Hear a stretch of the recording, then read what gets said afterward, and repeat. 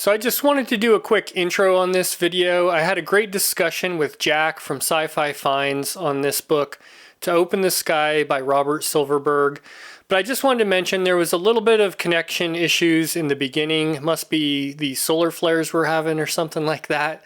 But after we get into the discussion just a little bit, it really smooths out. We didn't really have any issues the rest of the time. So hope you enjoy the discussion and let's just get right into it. All right, so I got a special video for everybody today. I got Jack at Sci-Fi Finds with me. And in case anybody hasn't seen his channel, he's kind of got a newer channel, kind of into a lot of the same things, reading classics. You're even reading kind of some more modern books like I need to catch up on at some point. But you want to go ahead and introduce yourself and say hi? Yeah, Jack here from Sci-Fi Finds. Like Ira says here, newer channel, kind of started in the last few months and still finding my feet with it. So when Ira reached out and asked me to be in this video, I was really grateful. So I've obviously been following your channel, so I just wanted to say thank you for having me on. Yeah, no problem. I think what you've done so far for being a new channel has been great. Good work on, your thoughts and you've come across really well for a new channel. I think most people would strive to have quality content like that from the beginning. So, I appreciate it. Yeah, I'm excited to get into this one today because part of this science fiction reading journey that I've been on has led me to some authors that I've started to really enjoy, and one of those. So I think this one, as we'll get into in the video, is quite an important one in his career, really. yeah, we were kind of discussing, we were maybe going to do a Clifford Simic book, Silverberg, or even Michael G. Coney. And what we ended up deciding on was To Open the Sky by Robert Silverberg. And I've got this Ballantine edition from the US. What's yours there? Mine's sphere science fiction. All right.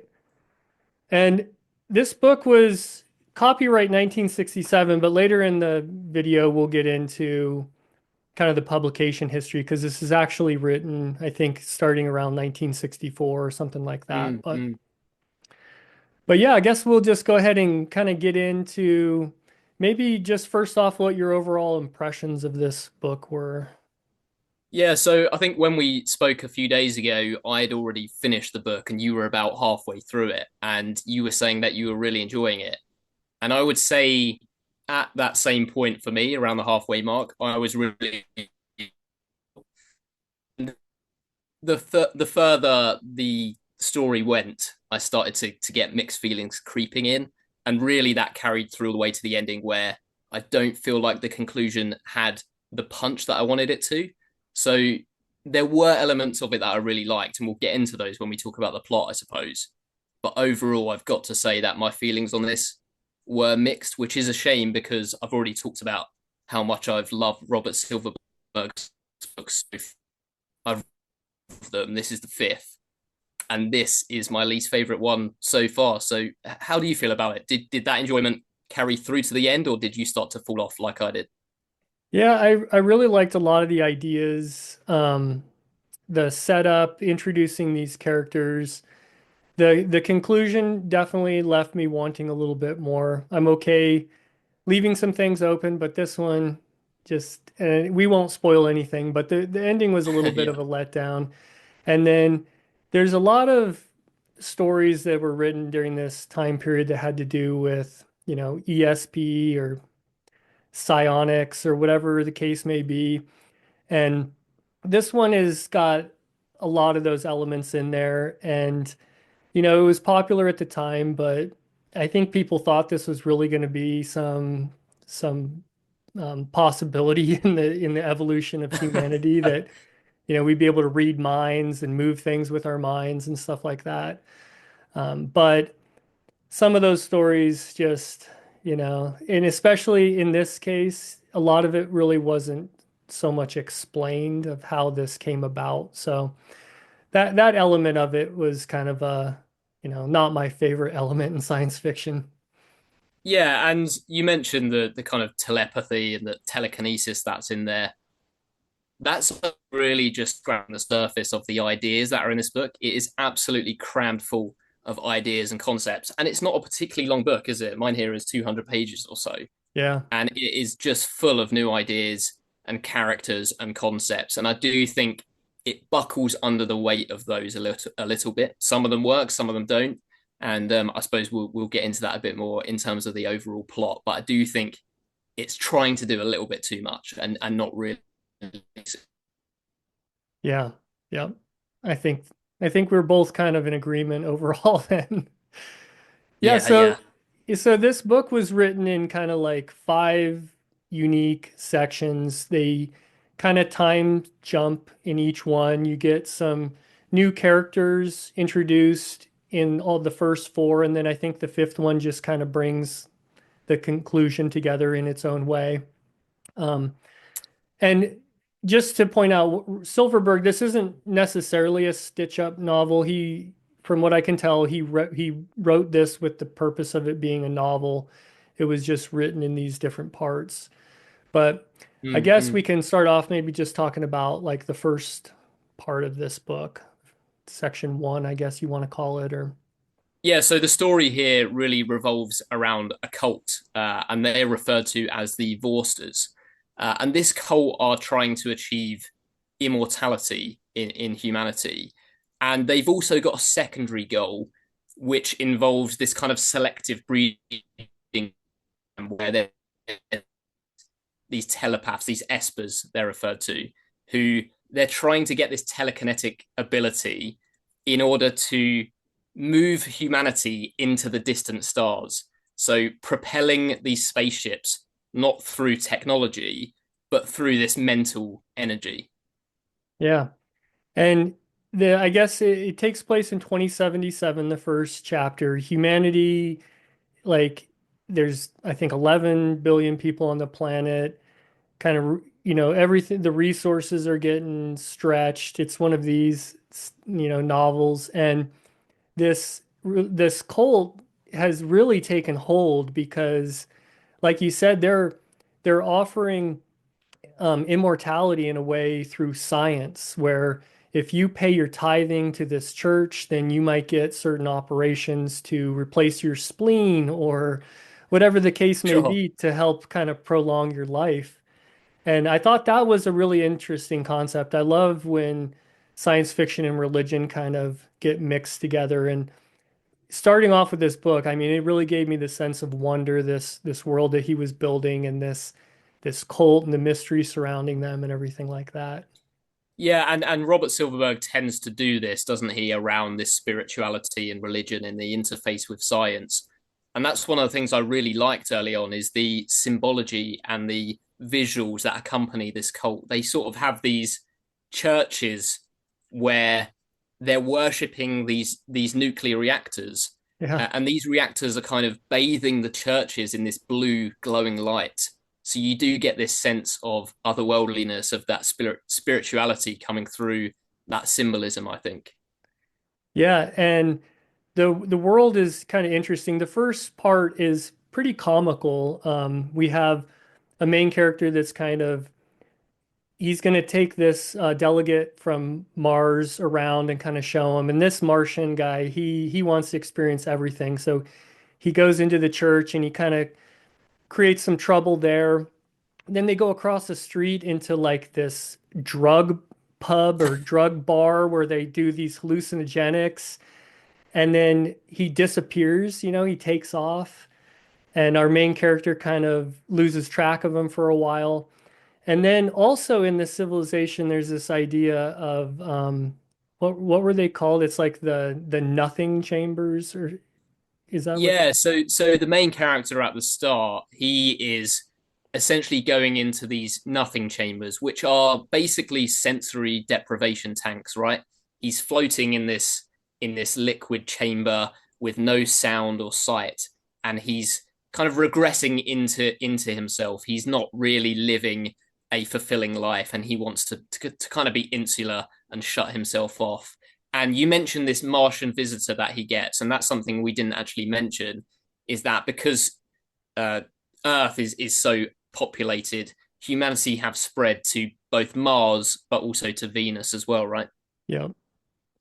Yeah, so the way it's kind of that first chapter is kind of world building, it's kind of entertaining, but you see this like how humanity has evolved where you've got this church that's taken over, you got people doing drugs over here, and you got people that just want to just check out of reality and it's very kind of polarizing all the different ways people are trying to kind of adapt to this strange future, you know. So I mean, the first part of this book was just captivating to me and very entertaining. Yeah, and I really enjoyed that as well. And I don't know about you, but I got a feeling of almost cyberpunk from the opening of this book. You've got these big sprawling cities with almost no boundaries. You've got these drug bars, like you're saying. There are kind of body modifications and surgeries that people are getting to kind of implement technology within their own bodies. And so I do think it almost fits into that cyberpunk genre a little bit in terms of the early part of the Yeah. book that's set on Earth, right? Yeah.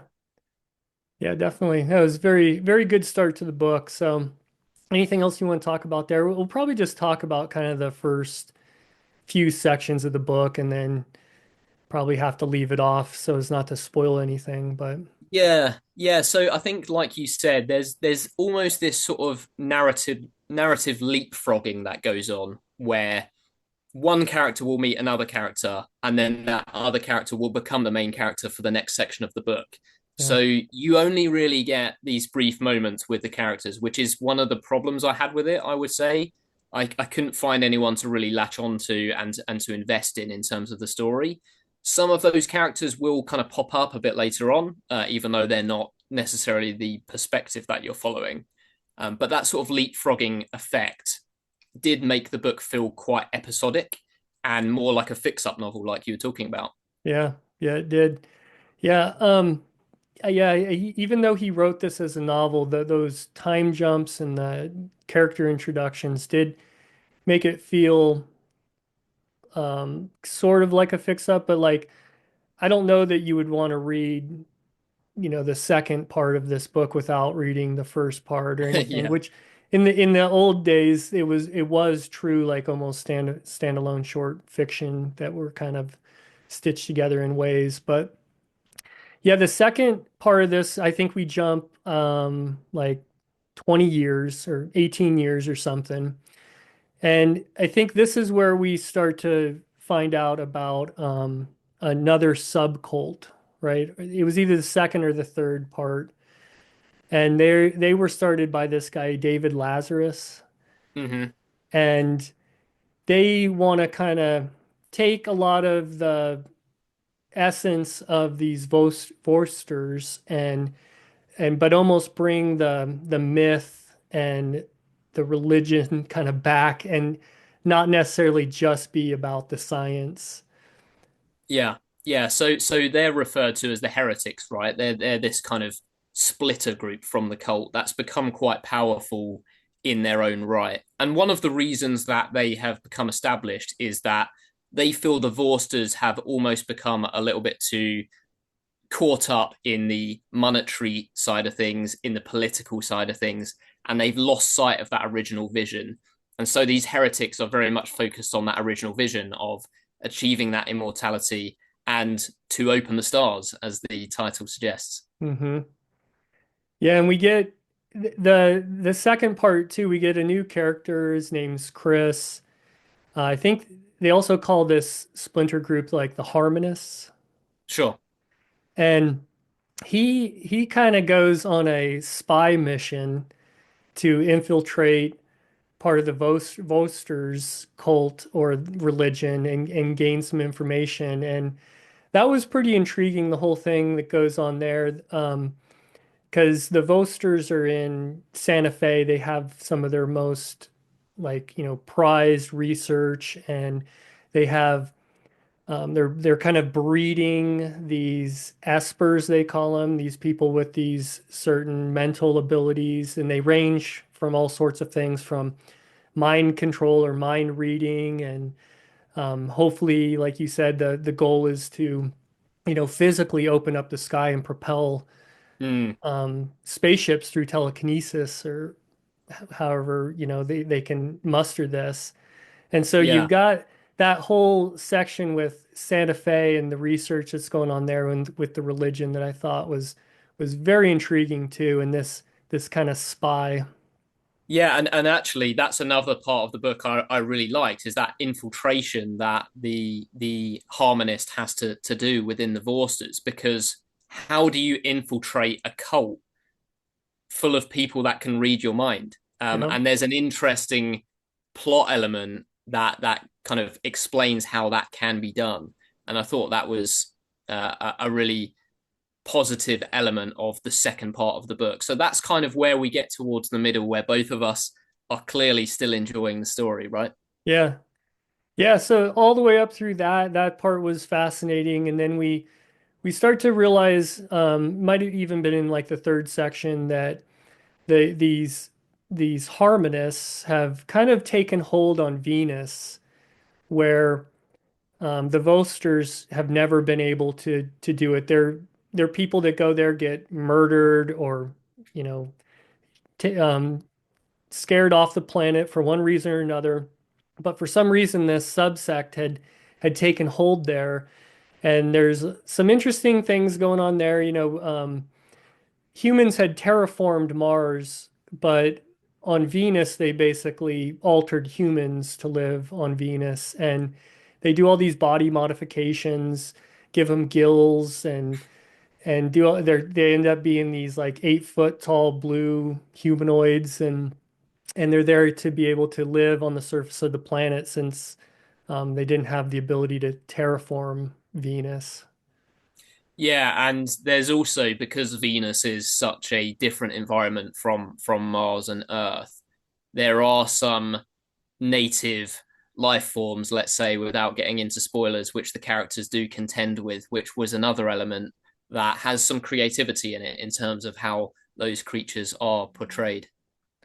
Yeah, and even like some of these people from Venus come down to Santa Fe and they build environments so that they can live in this poisonous, atmosphere and not have to wear masks or have any kind of other stuff. So there's a lot of interesting thing going on with like the science in these different worlds. We know now that a lot of this stuff isn't plausible, but written back in 67 and thinking about Venus and Mars and where we could be in 100 years was pretty fascinating.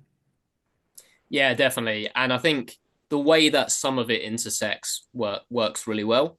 But again, there's so many different ideas in here, from telekinesis to teleportation, telepathy, alien creatures, genetic engineering, selective breeding, multiple cults, and body modification, that it does start to really suffer, I think, from a little bit too many Yeah. concepts and ideas.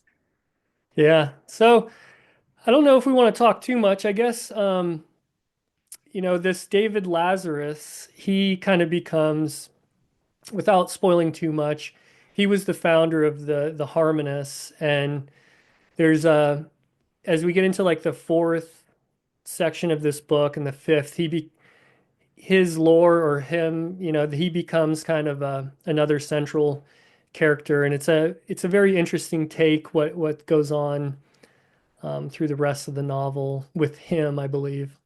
Yeah, and obviously we don't want to get into spoilers, but in terms of how all of this concludes, what was your feeling by the time it all wrapped up?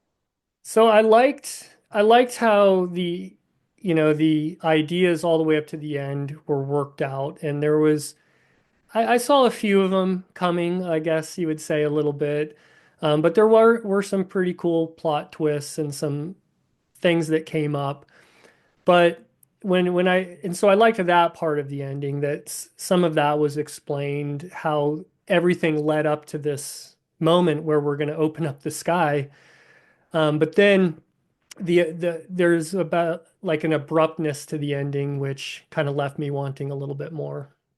Yeah, I think so, and overall, I've probably sounded a little bit negative in terms of how I'm speaking about the book, but clearly we both really liked a large portion of it, and I think even if the overall plot doesn't really do it for you, there's still that great writing from Silverberg. I don't think he is completely there in terms of his style and how good he becomes in his later novels.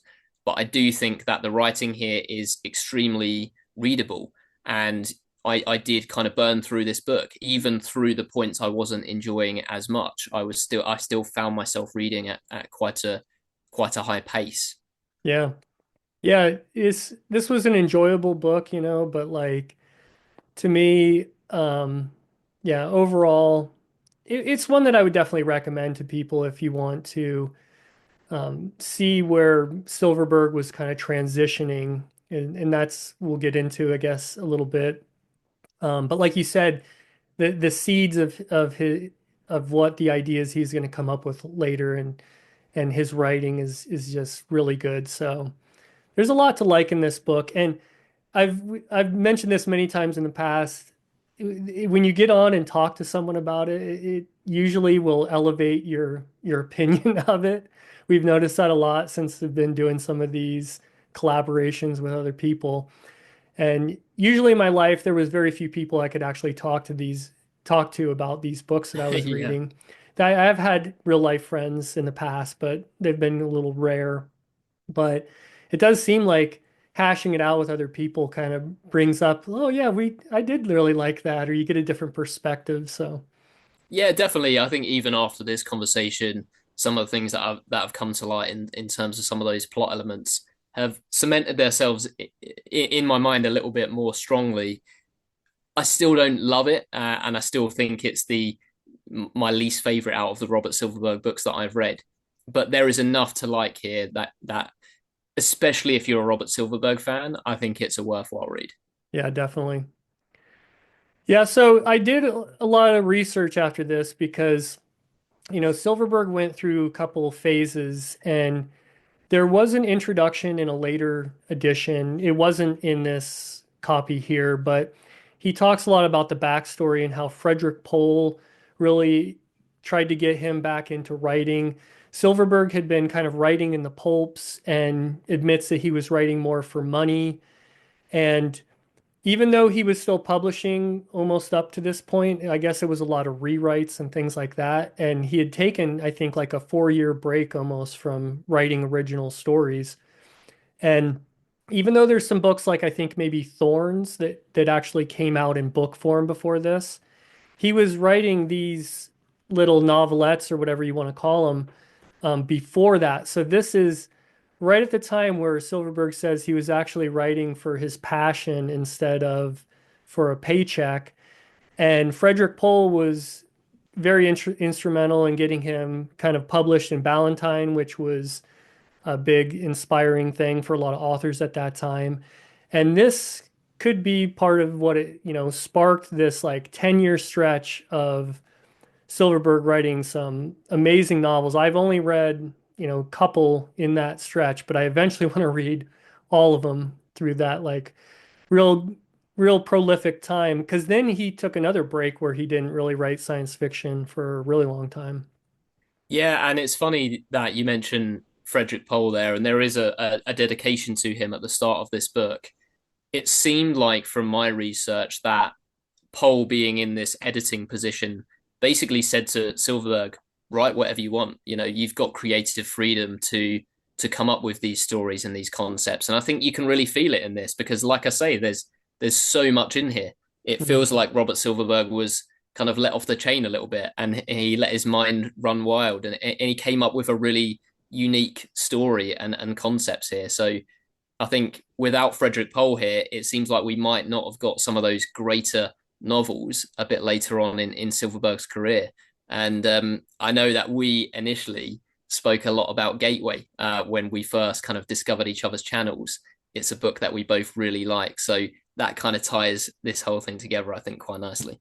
Yeah, and I'm really tempted. I've never really done this. I guess with Stephen King, I started going, chronologically reading all of his works, and so I'm kind of tempted to just start reading his Silverberg since this was kind of the first in this timeline of his writing. and see how he evolves and see how he gets to writing books like Dying Inside Mm. and other books like that. So I don't know, maybe I'll have to continue through this like chronological Silverberg thing. Yeah, maybe. I think we've both read different Silverberg books as well. You mentioned Dying Inside there, potentially his most critically acclaimed work. I still haven't read it. Yeah. So I've mentioned how much I've been enjoying his work, and there are still a number of novels that I really want to get to. So perhaps, yeah, we'll continue down this road. Yeah. Well, anything else you want to add before we sign off here? No, just to say, thank you again for having me on the channel. It was an enjoyable reading experience overall, particularly as a Silverberg fan, just as a fan of his writing. If that applies to you, go out and seek this book out if you haven't read it already. If only for that kind of historical context for his career. Yeah. It's not a particularly long book, so I don't feel like it's time wasted to get that kind of context. So yeah, thanks again for having me on the channel, and I've really enjoyed the chat, so appreciate it. Yeah, definitely. And anytime you want to do this again, we'll pick out a different book, maybe host on your channel next time or however you want to do it. Sounds good to me. Been a pleasure. So All right, thanks. thank you very much. All Cheers. right. Cheers.